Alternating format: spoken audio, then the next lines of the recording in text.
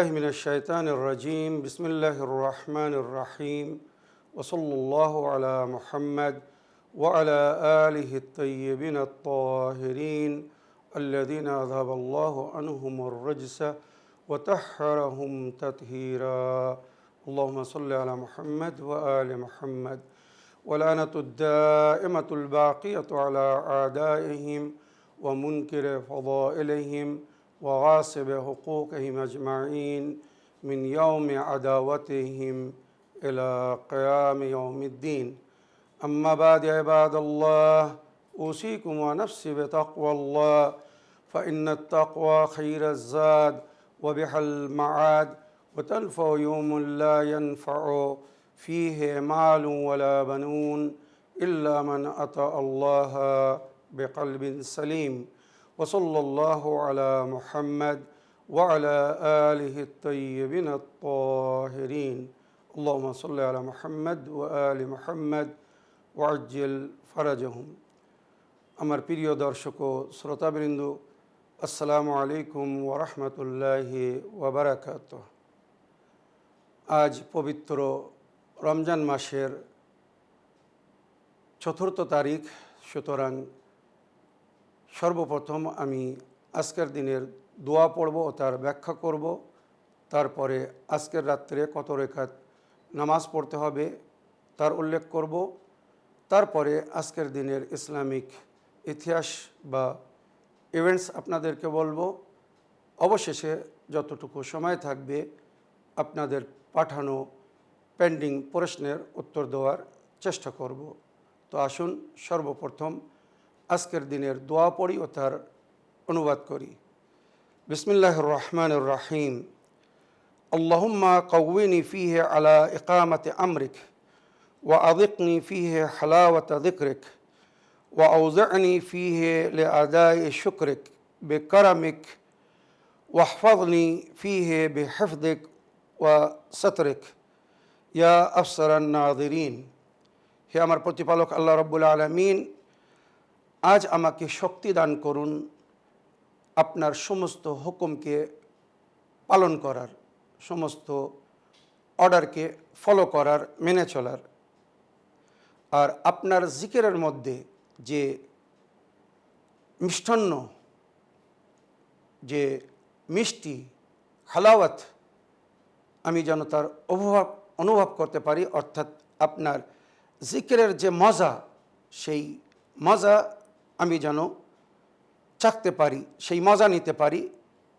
ওয়া আউজি'নি ফীহি লিআদাই শুকরিক বিকারামিক, আর আপনার রহমত করমের মাধ্যমে আপনি আমাকে যে নেয়ামত দিয়েছেন আমি যেন আজ তার শুকর আদায় করতে পারি।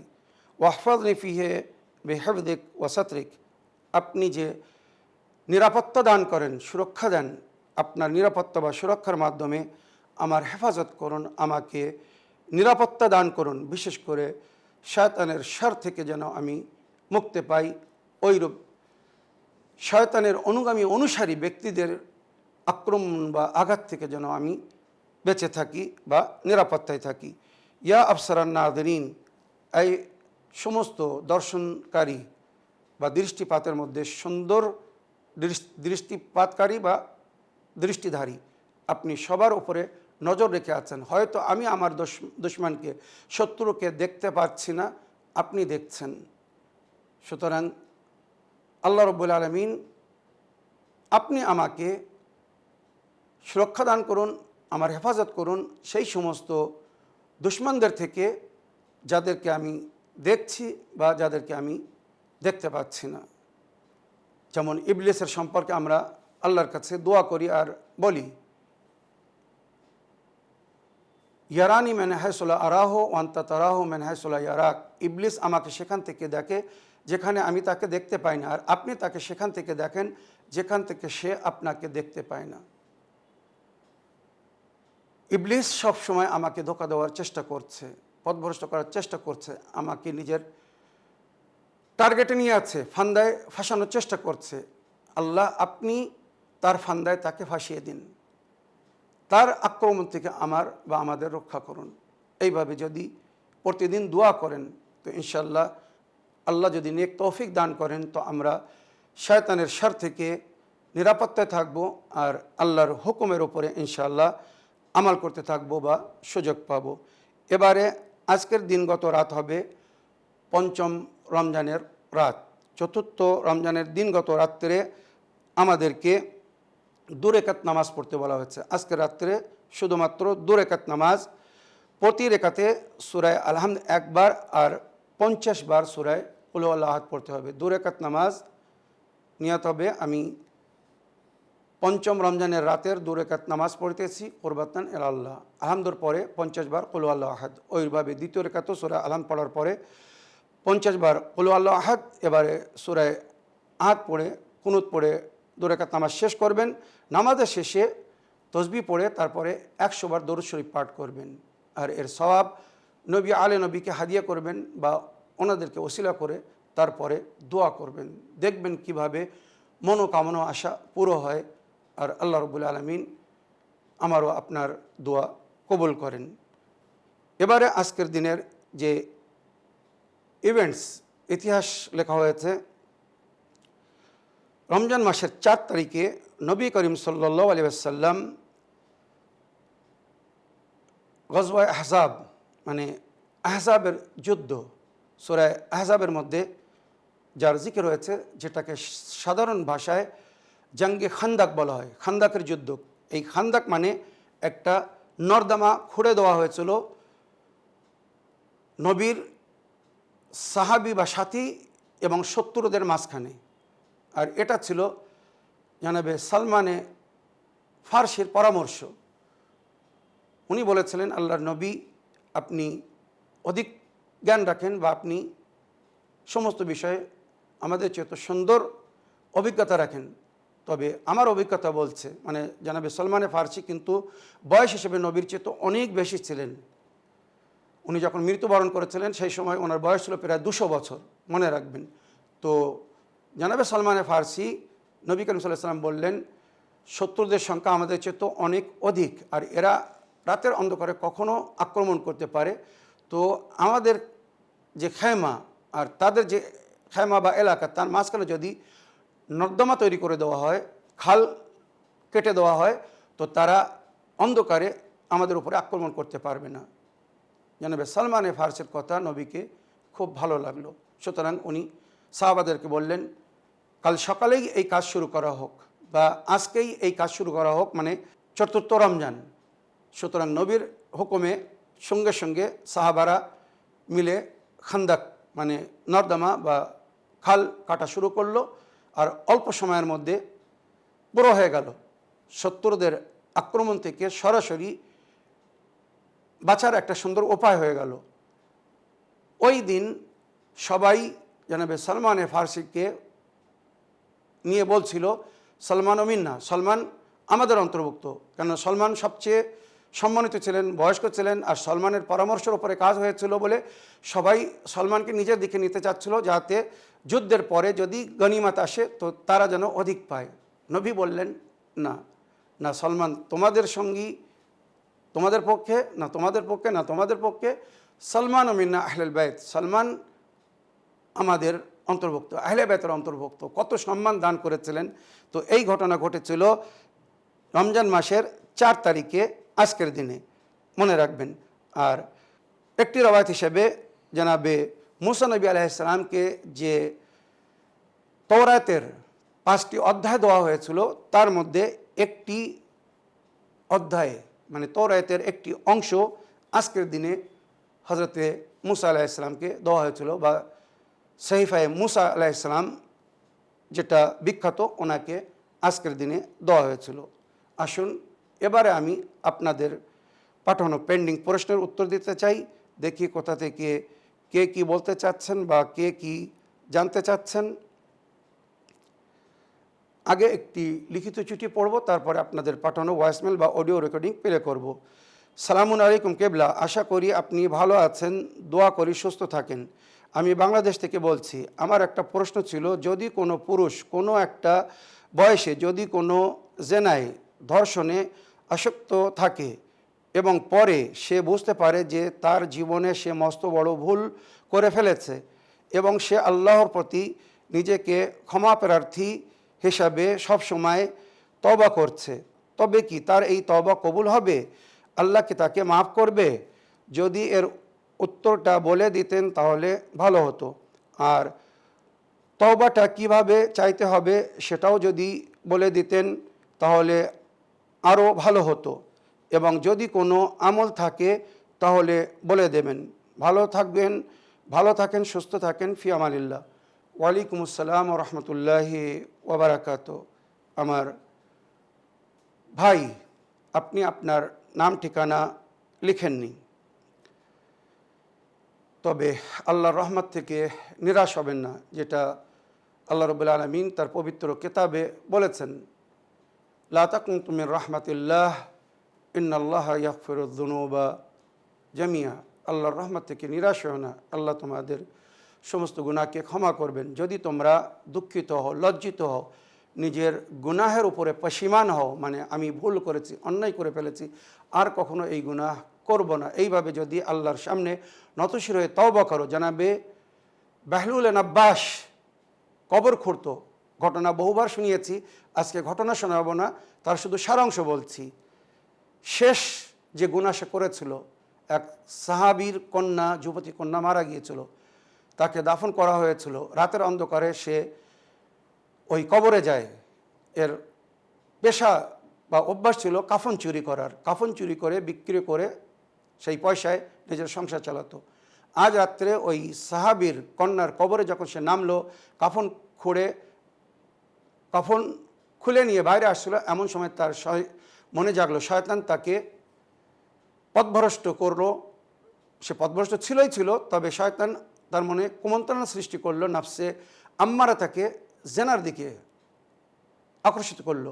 এই যুবতীকে এই অবস্থায় ছেড়ে যাচ্ছিস, সুতরাং সে কবরে ফিরে যায় আর ওই যুবতীর সঙ্গে দুষ্কর্ম করে, সাহাবীর কন্যার সঙ্গে। সে যখন বাইরে আসছিল, আল্লাহর হুকুমে ওই কন্যা বলে উঠল, আমাকে এই অপবিত্র অবস্থায় ছেড়ে যাচ্ছিস, উলঙ্গ ছেড়ে যাচ্ছিস, এইভাবে আমি হাসরের ময়দানে উঠবো আর আল্লাহর কাছে তোর জন্যে শাস্তি চাবো, সাজা চাবো।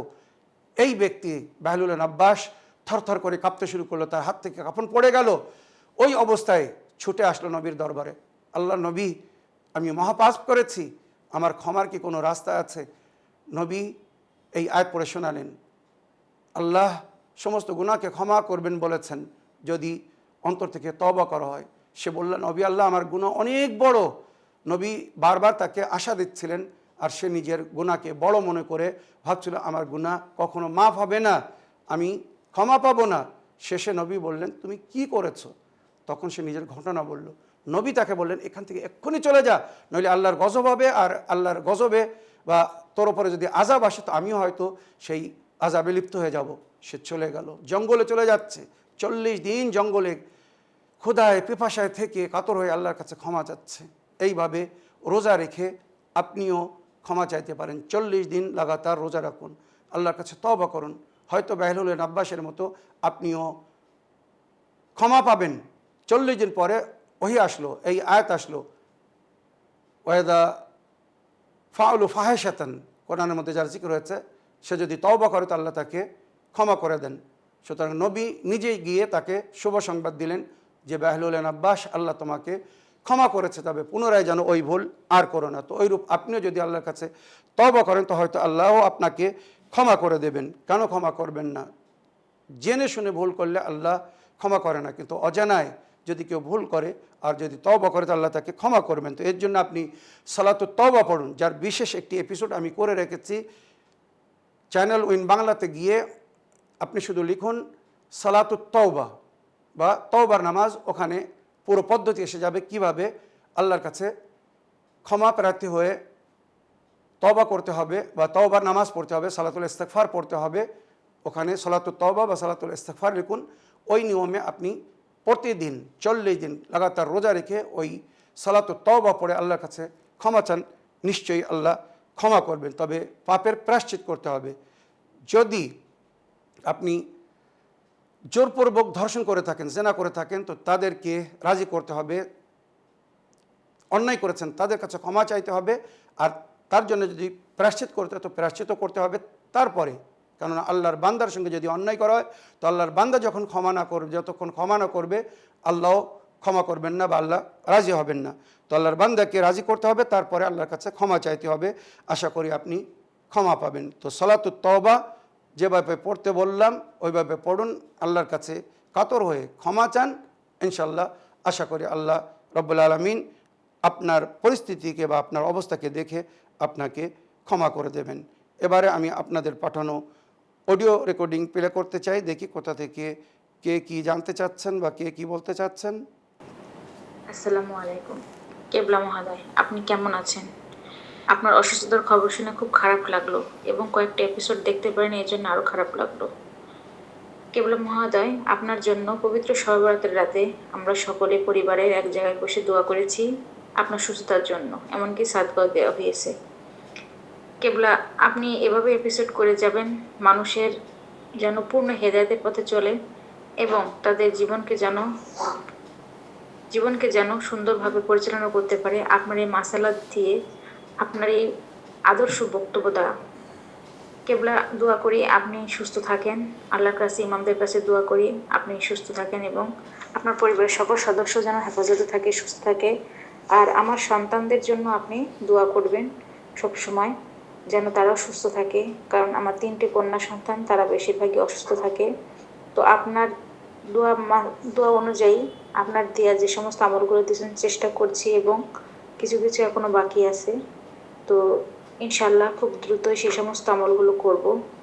তো ভালো থাকেন, সুস্থ থাকেন, ফি আমানিল্লাহ। ওয়ালাইকুম আসসালাম ওরহমতুল্লাহি ওবরাকাতুহ। শুকরান ইয়া উখতি আল আজিজা, জাজাকিল্লাহ খাইরা ফিদ দুনিয়া ওয়াল আখিরা। আমার প্রিয় বোন, আপনাকে অসংখ্য ধন্যবাদ জানাই আমার জন্য দোয়া করার জন্যে, সাদকা দেওয়ার জন্যে।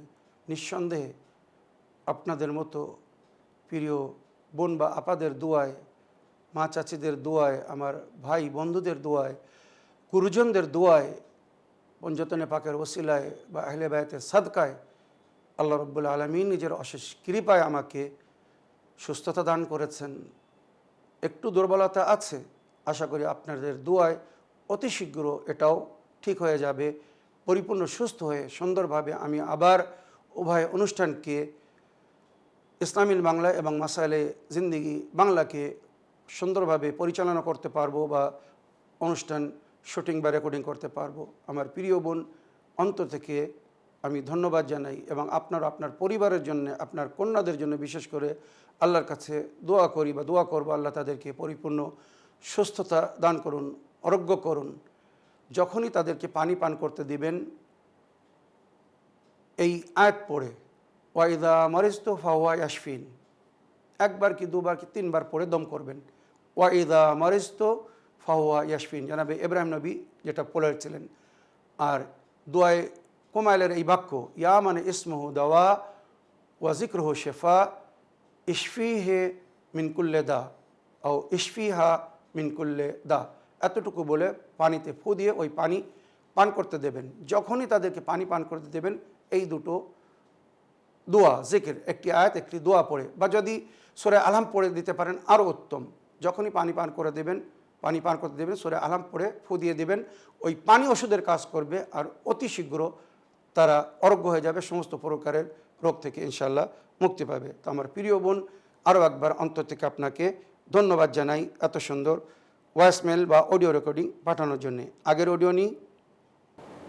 সালামুন আলাইকুম মৌলানা সাহেব, আশা করি আপনি ভালো আছেন, আল্লাহ আপনার শরীরকে ভালো রাখুক। আমি হাওড়া জেলার রানীহাটি থেকে শিরিন ফারহানা বলছি। তো আজকে ইসলামিক বাংলাতে আমার একটি প্রশ্ন ছিল, যেটি হলো, আমার একটি বন্ধু আছে, তো সে আমার স্টোরি স্ট্যাটাস বারে বারে দেখে, তার কোনো নলেজ নেই, প্রথম বুঝতে পারতো না শিয়া কি সুন্নি কি। তো তাকে আমি যেহেতু বোঝাই শিয়া এটা সুন্নি এটা, তো বলার পরে সে তার ইসলামের প্রতি একটু ইন্টারেস্ট হয় এবং সে আরও জানতে চায়। তো মৌলানা সাহেব, আপনি এরকম কোনো বইয়ের নাম আমাকে বলতে পারবেন বাংলায়, যে কোনো অন্য ধর্মের ছেলে মেয়ে আমাদের ইসলামকে সহজ করে বুঝতে পারে বা আহলে বায়াতকে সহজ করে বুঝতে পারে, যেহেতু তার ইসলাম সম্পর্কে কোনো আইডিয়াই নেই। সে জাস্ট আমার স্টোরিগুলো দেখে কিছুটা বুঝতে পেরেছি। তো আপনি আমাকে এরকম কোনো বই সাজেস্ট করুন যেটা তার জন্য খুবই সহজভাবে সবকিছু পরিষ্কার হবে। খুদা হাফিজ। ওয়ালাইকুম আসসালাম রহমতুল্লাহি ওবরাকাত। আমার প্রিয় বোন, আপনার ওয়াসমেলের জন্য আপনাকে ধন্যবাদ জানাই। আমার প্রিয় বোন, আপনি আপনার ওই বন্ধুকে বলুন দ্য হিস্ট্রি অফ ইসলাম, আল্লামা আলী নাকি নক্কানী সাহেবের লেখা একটি সুন্দর বই, তারিখে ইসলাম, উর্দুতে এইভাবে তার নাম দেওয়া হয়েছে, আর ইংলিশে the real history of Islam বা দ্য হিস্টোরি অফ ইসলাম এইভাবে নাম দেওয়া হয়েছে। বাংলা ভাষায় কোনো বই আছে কি না এ বিষয়ে আমি হয়তো অত খবর রাখি না, তবুও আমার নলেজে আমি একটা বইয়ের জন্য বলতে পারি বা সাজেস্ট করছি, সেটা হচ্ছে then I was guided. Then I was guided, Allama Tijani সিমাবি সাহেব তিনি একটি বই লিখেছিলেন, সুম্মাহ তাদায়তো, অবশেষে আমি সত্যের সন্ধান পেলাম। তো বাংলায় এর অনুবাদ হয়েছে অবশেষে আমি সত্যের সন্ধান পেলাম। এই বইটা ওনাকে পড়তে বলুন, আশা রাখি উনি অনেক কিছু জানতে পারবেন। আর অল্প সময়ের মধ্যে তো পুরো ইসলাম জানা যাবে না, স্টেপ বাই স্টেপ আস্তে আস্তে আগে যেতে হবে। সুতরাং এ বিষয়ে আমি চাইব আপনি জনাব হাবিবুল্লাহ খান সাহেব বা জনাব মুখতার হোসেন, ইসলামিক বুক সেলার, ওনার নম্বর প্রতিদিন টিভিতে স্ক্রিনে দেওয়া হচ্ছে, বা হাবিবুল্লাহ খান সাহেবের নম্বরও প্রতিদিন শো করা হচ্ছে, এনাদের সঙ্গে যোগাযোগ করুন। বা বাংলাদেশের শাহবাজ ভাইয়ের সঙ্গে, আলে রসুল পাবলিকেশন, ওনার সঙ্গে যোগাযোগ করুন। বাংলা ভাষায় এই সমস্ত লোকদের জন্য কোন কোন বই অ্যাভেলেবেল উপলব্ধি আছে ওনারা বলবেন। আশা করি সেটা নিয়ে যদি আপনি দিতে পারেন তো আপনার মাধ্যমে হয়তো কেউ হেদায়েত পাবে। জাযাকিল্লাহু খাইরা ফিদ দুনিয়া ওয়াল আখিরা। আগের অডিও নিয়ে দেখি কোথা থেকে কে কি বলতে চাচ্ছেন। আসসালামু আলাইকুম মাওলানা সাহেব ভাই, আমি সোদপুর থেকে রুবি খাতুন বলছি। ভাই, আমার প্রশ্ন ছিল যে আপনি আমাকে এই রোজা মাসের মধ্যেই দেবেন ভাই, আমার তাড়াতাড়ি চাই। কারণ পাশের বাড়ি আমার একটা ভাগনা হয়, তার সঙ্গে খুব তর্ক হচ্ছে, এই হাদিস কোরআন নিয়ে গল্প হচ্ছে ভাই। হ্যাঁ, মানে ওনার সঙ্গে আমি কি বলে, উনি মানতেই চাইছে না যে আবু তালিবকে নাকি বলেছে কিয়ামতের দিনে তার খুব শাস্তি হবে ওনার। হ্যাঁ, আমি বলছি না, কোনোদিনই হতে পারে না। তা উনি মেনে নিতে চায় না, বলছে তাহলে আমি প্রমাণ চাই। তাহলে আমি বললাম তাহলে ঠিক আছে, প্রমাণ আমি তোমাকে দেবো, আপনি আমাকে প্রমাণ দিবেন ভাই। আর অবশ্যই দিবেন, এমন ভাবে দিবেন যেন তার মাথাতে ঢুকে, আর সে যেন অন্যজনকে যারা ওকে বুঝিয়েছে তাদেরকে যেন সে প্রশ্নটা বলতে পারে ভাই। হ্যাঁ, উনিও আপনাকে প্রশ্ন করবে বলছে, হ্যাঁ প্রমাণ উনিও দেবে। তা আপনি আমাকে আগে প্রমাণটা দেন ভাই, আমার খুব দরকার। আসসালামু আলাইকুম, ভালো থাকবেন, সুস্থ থাকবেন। আর আপনি আমার এই প্রশ্নটা খুব তাড়াতাড়ি চাই ভাই। আসসালামু আলাইকুম। ওয়ালাইকুম আসসালাম রহমতুল্লাহি ওবরাকাতুহ। আমার প্রিয় বোন বা আপা, আপনার ওয়াসমেলের জন্য আপনাকে ধন্যবাদ জানাই। তবে আপনি যার কথা বা যাদের কথা বলছেন এদের সম্পর্কে কোরআনের একটি আয়াত আমি শোনাতে চাই, পরস্পর কয়েকটি আয়াত পড়ে শোনাতে চাই। আপনি বা তারা যদি শুনে বুঝতে পারবে যে হুজুর কি বলতে চাচ্ছেন। সূরা বাকারা আয়াত নম্বর 171, সুম্মুন বুকমুন উমিয়ুন ফাহুম লা ইয়াকিলুন। কিছুরা আছে যারা বদ্ধ, কান থেকেও শুনতে পারে না, বোবা, মুখ থেকেও কথা বলতে জানে না,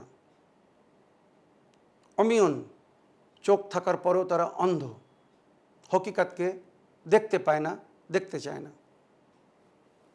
কান থাকার পরেও তারা হকিকতকে শুনতে চায় না, চোখ থাকার পরেও তারা হকিকতকে দেখতে চায় না, জবান থাকার পরেও তারা সত্য বলে না বা বলতে চায় না। মনে রাখবেন, ফাহুম লা ইয়াকিলুন, এরা বোঝে না, বুঝতেও চায় না।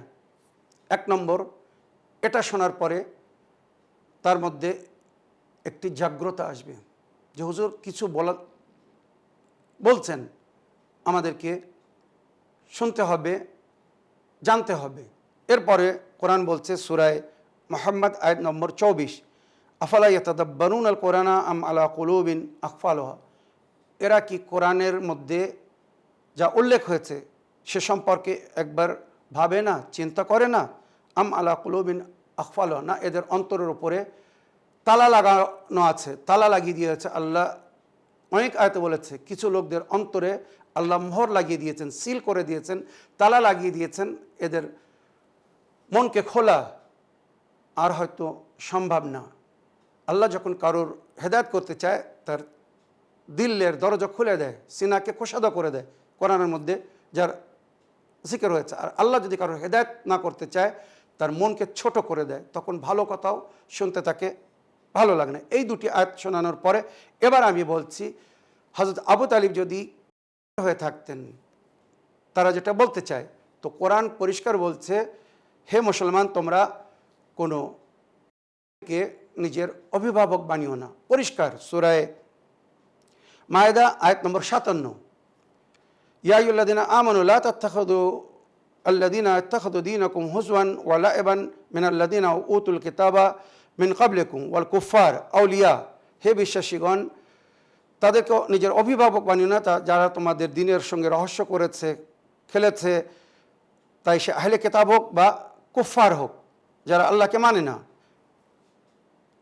লা তাত্তাখিযু আউলিয়া, এদেরকে নিজের অভিভাবক বানিও না, ওলি ও সরপরস্ত গার্জেন বানিও না। ওয়াত্তাকুল্লাহ ইন কুনতুম মুমিনুন, আল্লাহর ভয় করে যদি তোমরা মমিন হয়ে থাকতো। সাধারণ মুসলমানের জন্যে, মমিনের জন্য আল্লাহ বলছে কাফেরকে নিজের অভিভাবক বানিও না। তাহলে প্রিয় নবী কি কোনো কাফেরকে, কুফর ও শিরকের অন্তর্ভুক্ত ব্যক্তিকে নিজের অভিভাবক বানাতে পারেন? তাদের কাছে প্রশ্ন করুন। আর কোরআন বলছে, যখন আমি আপনাকে এতিম পেয়েছিলাম, আপনার আশ্রয় দিয়েছিলাম, আর সেই কোল ছিল জনাবে আবু তালিবের কোল, যে কোলে আল্লাহর নবীকে আল্লাহ আশ্রয় দিয়েছিলেন। জনাবে আবু তালিব যদি অবিশ্বাসী মানে কাফের হয়ে থাকতেন, নবী কি ওনাকে নিজের অভিভাবক বানাতেন? আল্লাহ কি জনাবে রেসাতুল মাব নবী করিম সাল্লাল্লাহু আলাইহি ওয়াসাল্লামকে ওনার অধীনে দিতেন? ভেবে দেখুন, সারা জীবন নবী নিজের চাচা আবু তালিবকে নিজের অভিভাবক গার্জিয়ান রূপে পরিচয় করে এসেছেন, বলেছেন, সবাই জানে, সমস্ত মুসলমানেরা জানে। নবীর লালন পালন মানে বাল্যকাল থেকে এতিম জন্মগ্রহণ করেছিলেন, জনাবে আবু তালিব লালন পালন করেছিলেন।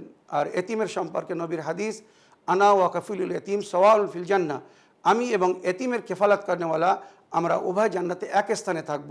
তো সাধারণ এতিমকে যদি কেউ কেফালাত করে, লালন পালন করে, সে নবীর সঙ্গে জান্নাতে থাকবে। আর এতিম নবীকে যে পালন করেছে সে জান্নাতে যাবে না? কি বলতে চায় এরা? জিজ্ঞেস করুন।